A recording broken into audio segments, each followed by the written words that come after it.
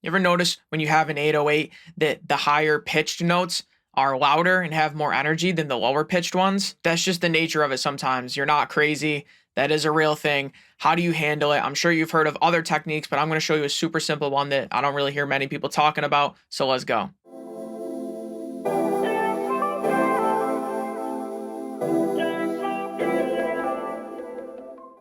Yo, what's good, guys? Inswain with Inswain Audio. Welcome back. If you're new, subscribe and stick around. I'm telling you, I drop videos like this every single day. You don't want to miss them. Let's get right into this. So this person said, how to handle different energy of bass notes, 808s.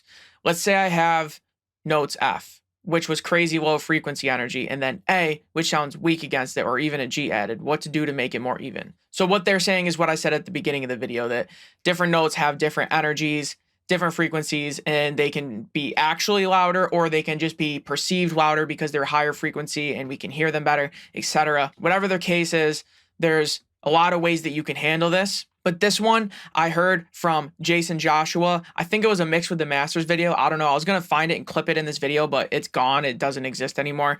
But he was asked how he handles this, and he gave a super simple, straightforward answer that kind of blew my mind. And I was like, why have I been overlooking that?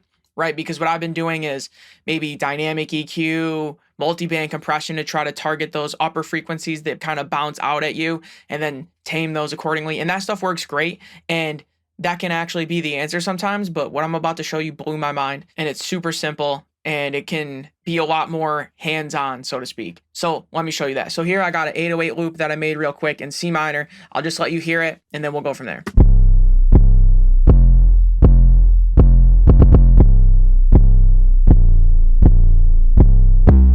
Okay, so you notice that very last note, it's an octave up from the root note, and it was louder than the rest that has more energy. So let's say that that's what we wanted to tame. So the very first note is playing the root note, but so is the last note, but it's just an octave up, right? So watch the meters when I play the root note at the beginning, -3.4, and then if I were to play the root note here at the end at the octave up, let's see what we get to.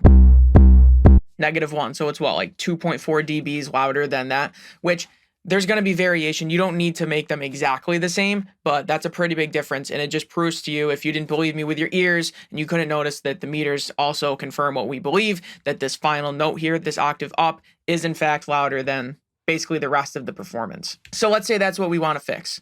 We could try to hone in on the frequencies and do like a dynamic EQ, a multi-band compressor, right? Things like that. And like I said, sometimes that can work, but what I'm about to show you is going to blow your mind. It's so simple and you're going to be like, why didn't I think of that? Why don't we just automate the volume down on it? Zoom in on this note and just we'll get a little fine tuning here and we'll just gain it down. We'll do like 2.5 dBs. Now, listen and watch the meters.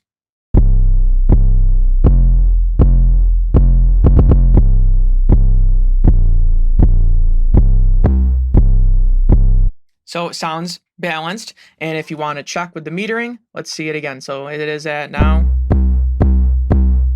-3.6 in that original first root note, 3.4. So you could get more fine-tuned if you want, but the numbers aren't necessarily important. It's just to show you they're basically the same now, and all you had to do is automate it down. And then, you could copy and paste it. You could get fine-tune each note if you wanted, but it's really up to you how, minuscule you want to get your details, how fine-tuned you want to be, or you want to just do broad changes, maybe just edit in one note like we just did. But, the theory and the concept still applies. How hands-on you want to get is up to you. And then you could just copy and paste this throughout the song, so you don't have to do it every time. You just got to do one little section, copy and paste it. So the lesson here is, yeah, automate that down, but I think it's also a broader lesson that I learned from Jason Joshua, and you can learn here right now from this, is sometimes the simplest things are the best way to handle things. We don't always need to do a sidechain soothe multiband parallel trick. Sometimes the basics work the best. Sometimes you can just automate the volume. And I don't know why I never even thought of this. Maybe you have. That's cool. But I know a lot of people,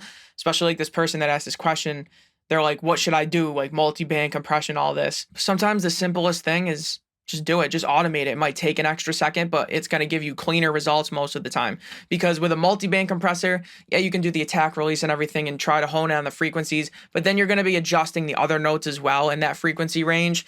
where this, we can just target just this note and do exactly what we want. And it might take an extra second, or it might even be faster than setting up a multi-band compressor, to be honest with you. But let's say it did take longer. Just take that extra second and get the exact result you want, and it's going to come off as so much cleaner and pay off. You know, you spend that time, you put your effort into it, it's going to pay off. So there you have it, guys.